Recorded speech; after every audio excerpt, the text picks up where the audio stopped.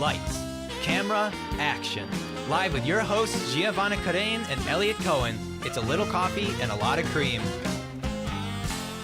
Good morning and welcome to A Little Coffee and a Lot of Cream. I'm Giovanna Carrein. And I'm Elliot Cohen. We have a fun and informative show for you filled with interesting pieces, community updates, animal lovers, fundraising events, and we're checking in with the locals. Well, it sounds like we have a lot to cover. First up, we get the lowdown on Connecticut real estate market with Sean Pierce.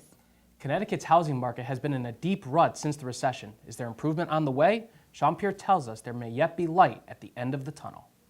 Housing prices and sales across most of the country are steadily rising. Unfortunately, Connecticut has not been faring as well. So why is the state falling behind? As reported in the Hartford Courant, housing prices have actually risen, but only minimally. As a whole, from a 12-month cycle, the property values are relatively flat overall. Realtors say that houses are also taking longer to sell as sales are down. Higher interest rates on mortgages and a diminishing supply of available homes at the lower priced end of the market are problems impacting many potential buyers. The state has also seen its population in decline. The cost of living in Connecticut is a lot higher than many of the other states, especially the southern states, so that's why you see a large migration of people from Connecticut to places like North Carolina, South Carolina, and Florida.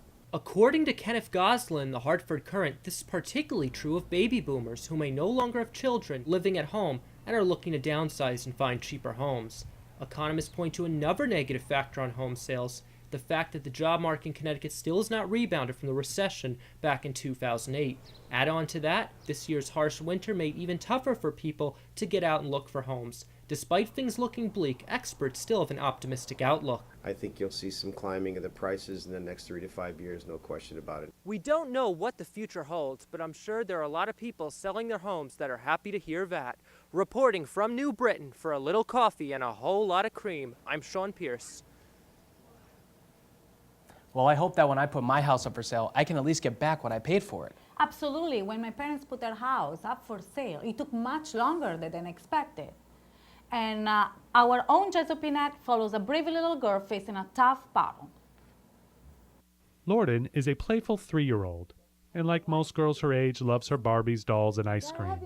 But Lorden is not your typical child. She suffers from a rare genetic disorder called Fanconi anemia. It is so rare, only 500 cases of this exist in the United States, and there is no cure. Dr. Margaret McMillan states what's difficult for children with Fanconi anemia is their inherent problem that they don't repair their DNA well. What that translates to is they have a high risk of bone marrow failure and a very high risk for cancer. Once her blood counts start to fail, she will have to get a bone marrow transplant. She also gets, every 6 months, she gets bone marrow biopsies done as well. In her private moments at night, when cuddled closely to Lorden, Diane is moved to tears. Reality hits that her little girl won't be able to have the same life as her sisters. I just remember asking if she'll ever be able to have children. There's no cure for this. She can have a bone marrow transplant, which will prolong her life. But it won't cure her. She will end up getting a cancer, which is a guarantee. Time is precious for Lorden, and she's looking for a bone marrow donor. If you're interested in learning more about her story, head over to adaywithlorden.com. In Hartford, this is Jason Pinette for a little coffee and a lot of In the cream. next couple of weeks, there will be a community fundraiser for Fanconi anemia. Be sure to stay tuned for more information. Up next, we have community spotlights from around Connecticut.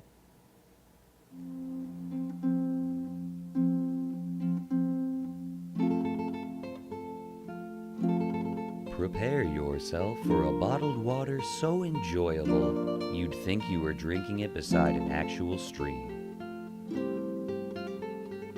A bottled water so refreshing you would think you were drinking it straight from the source.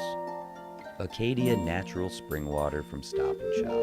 The wettest water money can buy. Are you tired of cooking the same old thing on your grill? Rusted grates and the cost of propane? Well, if you want to be the grill master in your neighborhood, the Camp Chef is for you. Have the benefit of cooking with all natural wood pellets for extra flavor and a cleaner eating experience. You can cook tender, juicy steak and succulent veggies with ease. Roast whole chickens tender and juicy, and even bake your favorite pie that tastes just like Grandma made it. The Camp Chef will spice up your life and bring your cooking skills to the next level. Camp Chef, the grill that can do it all. Call 1-800-CAMP-CHEF or visit us on our website for more info. Head down to the pet store where you get your doggy food. There's a product you must have. It's Artila shampoo.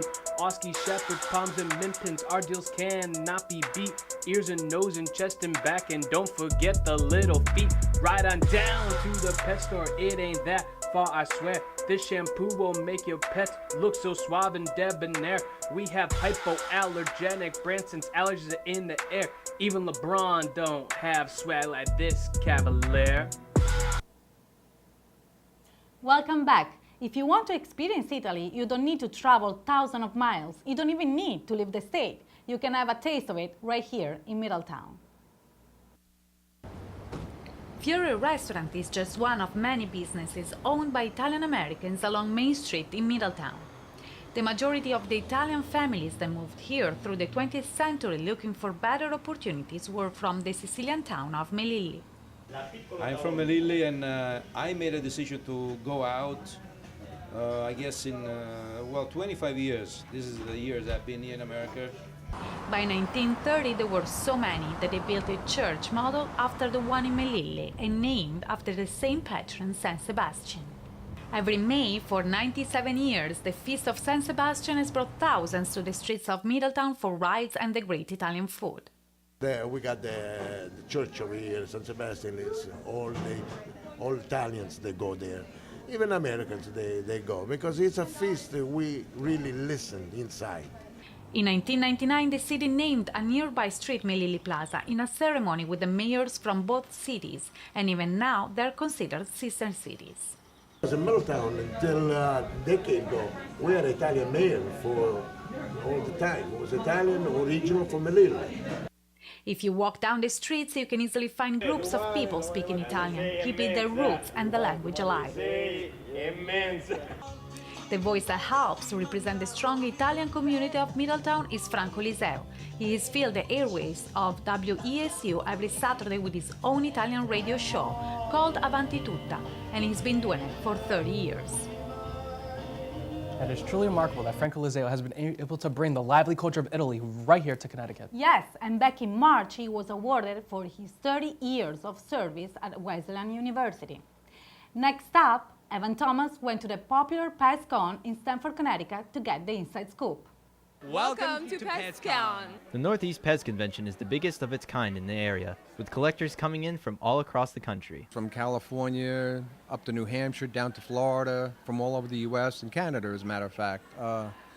They're here to buy, sell, and trade Pez dispensers. Celebrating its 20th year, the convention in Stamford, Connecticut saw some new faces along with regulars. It's an event that creates a lot of good memories, and for some, new relationships.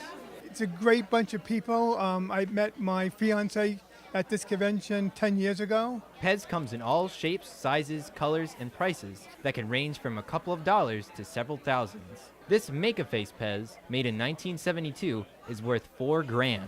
Pez said, let's make something with a bunch of holes that we can put these little pieces in.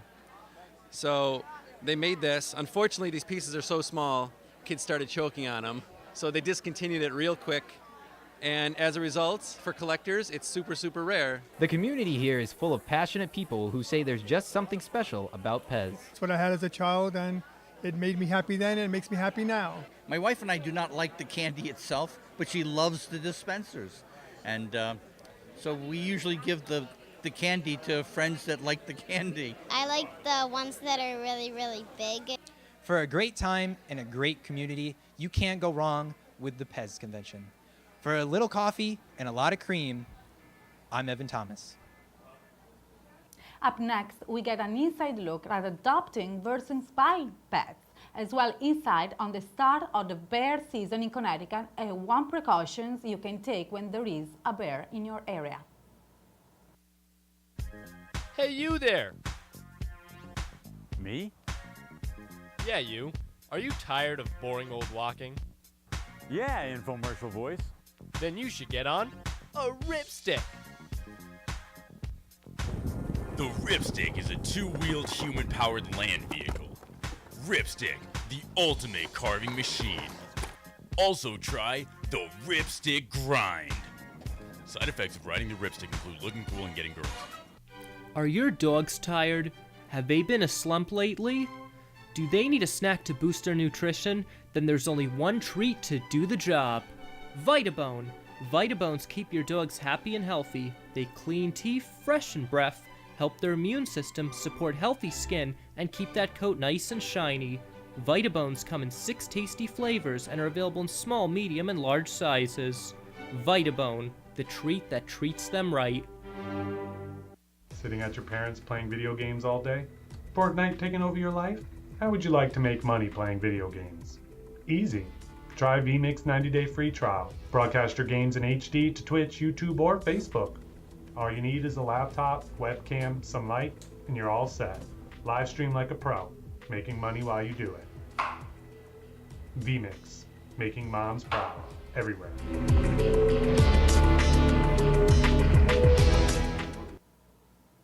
Springtime is the start of new beginnings. Picnics with friends, Sunday car rides with the top down, and walks through the neighborhood with our furry companions. But how does one get such furry friends? Should you adopt or shop? I visit a local pet store and the Connecticut Humane Society to hear from both sides.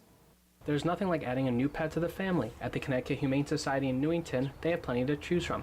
Last year, they placed over 5,000 pets into new homes. The volunteers exercise the animals daily, sometimes on an obstacle course or for a walk around the complex. One of the volunteers I was able to speak with was Sharon Greenfield. She has been with the Humane Society for 2 years, and she filled me in on how they find matches for pets and the families. We have an adoptions counselor meet with you. We talk to you about your home and see if the animal that you're interested in is a good match for you. You get the collar, a leash, a week's worth of food. We just want to make sure that the adoption is going to be a success. So I would say to anyone looking for a pet to adopt from a rescue organization. This is Peter Noel, the president of Gentle Jungle Pet Store. Over the last 30 years, he's established relationships with USDA registered breeders from across the United States. He shares the same views on keeping the animals healthy. Connecticut state law is every puppy that comes in has to receive a complete health certificate. We do have Southbury Vet Hospital examine every single puppy every Wednesday afternoon. Wendy, an avid animal lover, is mixed on buying or adopting pets. Adopting, I guess, if you fall in love, you fall in love. But if you're looking for a specific dog, then maybe going to a pet store is a little easier. We met Dave and his 3 dogs, and he had this to say on the matter. Whether they want an older animal that they can get at a rescue or a puppy that they can get at a store, it should be entirely up to the owner. Adopting versus shopping, I think we can all agree that these animals deserve our love. Those puppies are so cute and they really stole my heart. What definitely won't do that are bears. Joe Tribuzio has more on bears in your area. This is a common sight in many towns in Connecticut. Black bears have been coming out of hibernation and sightings are expected to rise. Some of the hikers have reported bears here, although we've been getting a lot more from some of the more suburban areas like Avon, Simsbury, West Hartford. The Department of Energy and Environmental Protection reports that there were over 6,500 bear sightings last year, most in residential neighborhoods. This season just one, and it wasn't at work, it was here when I was home. But at work last year I saw 8. There's been a couple of incidents where bears and dogs have tussled. Usually it's the bear that instigates, it's the dog that instigates the situation, goes after the bear, and then the bear either is defending itself or its cubs. Even though the season has just begun, some residents have already begun seeing bears regularly near their homes. Some were around the same time every day, about 10 o'clock in the morning. Other times it was the same trail and same pattern about 4 o'clock in the afternoon. The DEEP recommends that if you see a bear, it's best to either leave it alone or make noise so it runs away. It's also recommended that you carry maybe a small bell or a can of mace if you're walking alone. And if there's any advice for dog owners, not to have sliding glass doors so they can see the bears so they won't bark and go crazy. Considering how this can be a record season in sightings, I highly recommend you take these safety tips seriously. Reporting for A Little Coffee and a Lot of Cream, I'm Joe Tribuzio, reporting from Burlington, Connecticut. It really seems like it's a bear's extravaganza out there. I agree, but please report any bear's appearance to DEEP and use all the precautions necessary. And when we return, we hear from 2 organizations that are making the world a better place, one event at a time. A taste from the past. Ingredients from Mother Nature. A gathering of the senses. And a tradition that will never end. Pasta Barilla, made in Italy with love, made for everyone to love.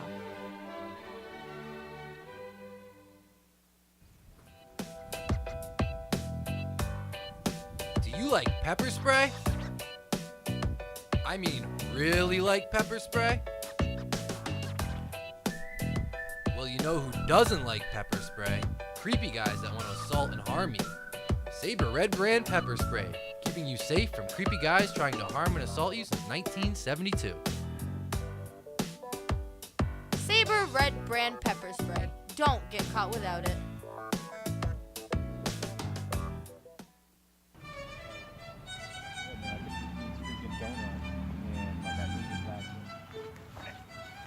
Hey! Hey! I thought you... Hey! I don't know. Hey! I thought you're not doing my donut!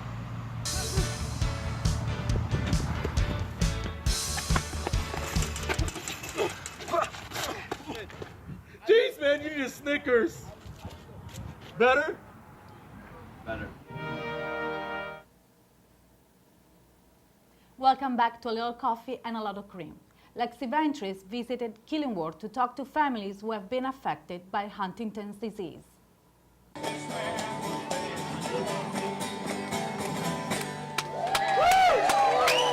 Last Sunday was a day of family fun, friends, music, and so much more in Killingworth at Chatfield Hollow State Park. But it was all for Team Hope Huntington Disease of America's 12th annual walk.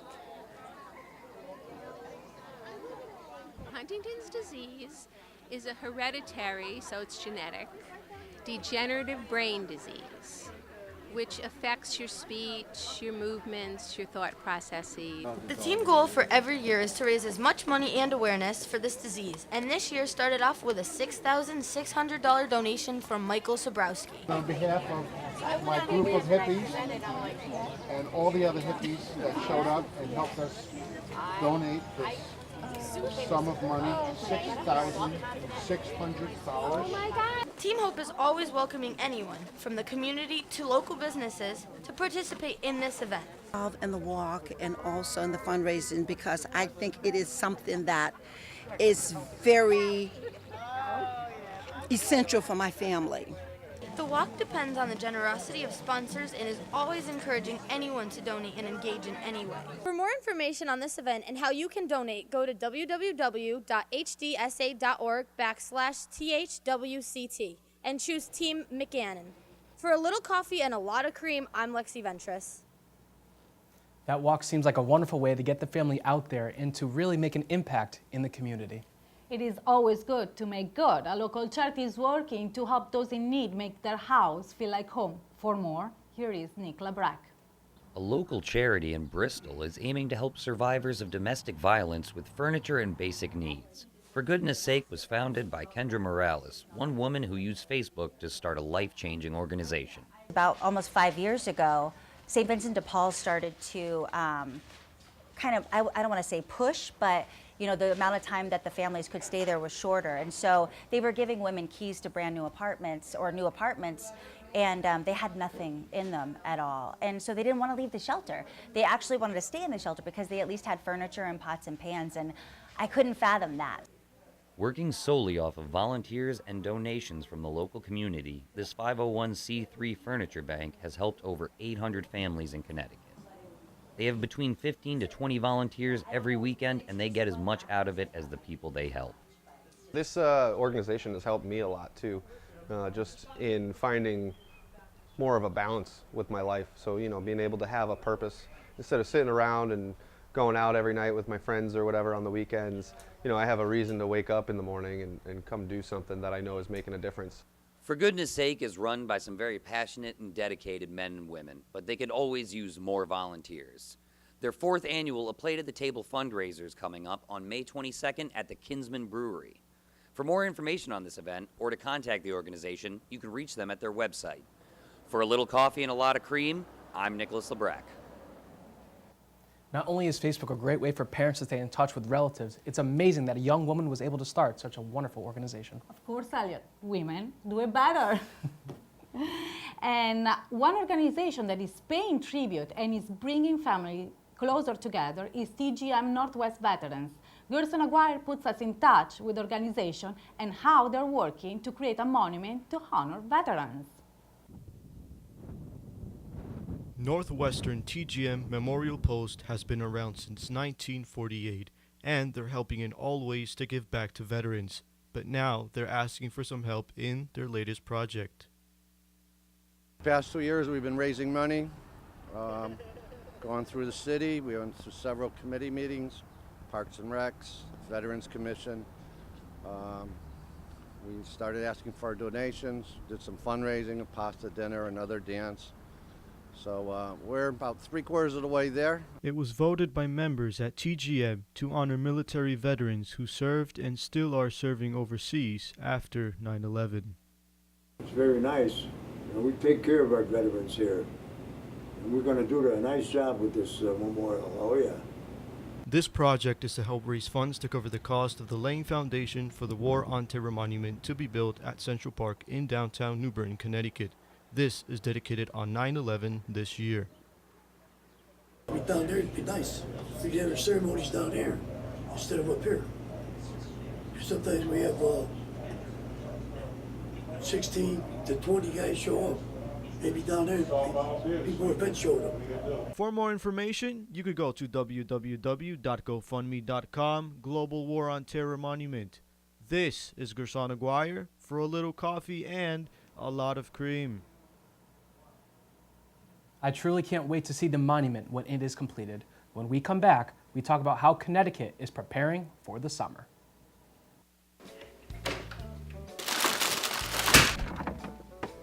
Do you crave something delicious? Well, just grab a can of Chef Boyardee's classic ravioli, now with a full serving of vegetables.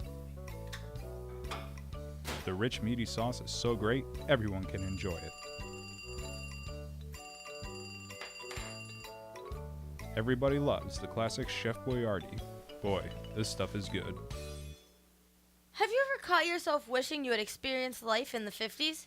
That you could have experienced even just a little bit of that nostalgia? If so, then Munchie's Malt Shop, located at 24 North Elm Street in Westfield, Mass, is just the place you've been dreaming about. From the picture on the wall to the soda jerk machine, everything is authentic 50s. Come on by to enjoy our malt or milkshakes, ice cream sodas, variety of different ice cream flavors, sundaes, and much more. Munchie's Malt Shop, 24 North Elm Street, Westfield, Massachusetts. Are you always on the go? Does your busy life revolve around always doing something, leaving you no time for a break?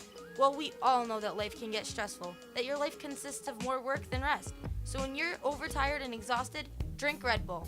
Red Bull is a tasteful energy drink that will keep you energized and invigorated for hours. So when you don't get enough rest, try Red Bull. It gives you wings. Good morning and welcome back. The weather should start to turn more pleasant, which is good news for you, boat lovers. Absolutely it is. One place to check out is the Seaboard Marina in Glastonbury. With more on this, we have Chris Eliason. With the end of winter finally here in New England, the start of boating season is right around the corner. Marinas around the state are now working overtime to get boats ready for the upcoming boating season. I traveled to Seaboard Marina in Glastonbury, Connecticut, where owner Michael Buenaventura talks about how busy this time of year is for marinas. Now is kind of the time that we start launching boats, and we've got 190 boats to put in the water, and we do 7 or 8 boats a day, so May is going to be a busy month. Unlike other places in the country, where boating season is year-round, New England has a much shorter window in which boaters can be out on the water. We get the boats in May, and we try to have everything running and going, and customers, with their boats in their slips by Memorial Day. And then you've got June, July, August, and September, 4 months of really beautiful boating weather. According to Michael, there's a lot that goes into making sure the boat is prepared for the upcoming season before the boat ever actually touches the water. Well, when we haul the boats out in the fall, the boats get winterized, so any water that's left in the engines, commissioning-wise, we have to remove all that, connect all the hoses, connect drain plugs, recommission the engine, start them up usually on land, and just try to make sure that everything is safe for when the boat goes back in the water is floating. So while most of these slips are empty now, by Memorial Day, they will all be filled up. For any additional information regarding boating in Connecticut, visit ct.gov/boating. Reporting from Seaboard Marina in Glastonbury, I'm Chris Eliason with CSB News. I could certainly use a nice boating trip like that. There's truly nothing more relaxing than being out on the water. That does sound relaxing, but for me, I love walking through orchards and getting apples and goodies instead. Collie Lang visited Lyman Orchards to talk to them about how their farm is able to bring people together all across the community.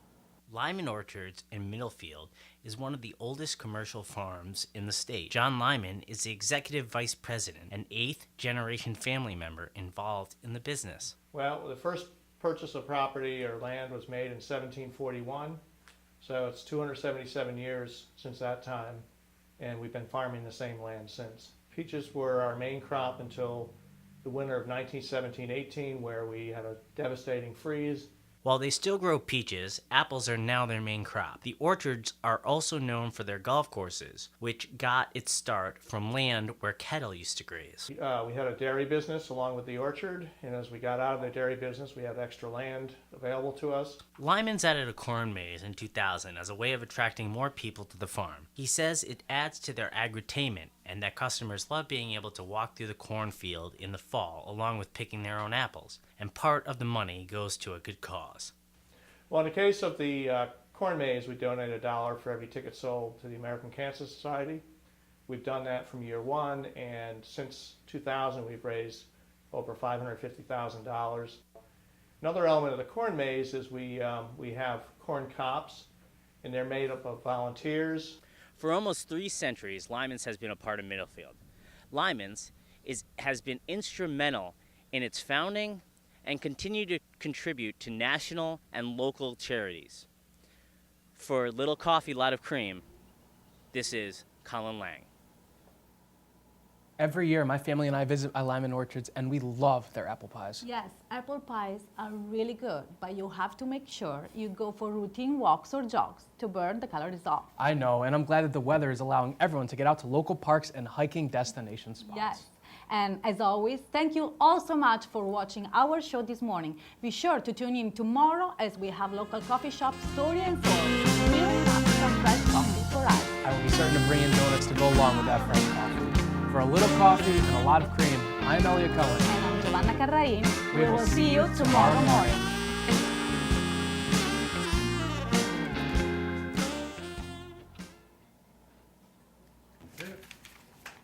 And it's a wrap.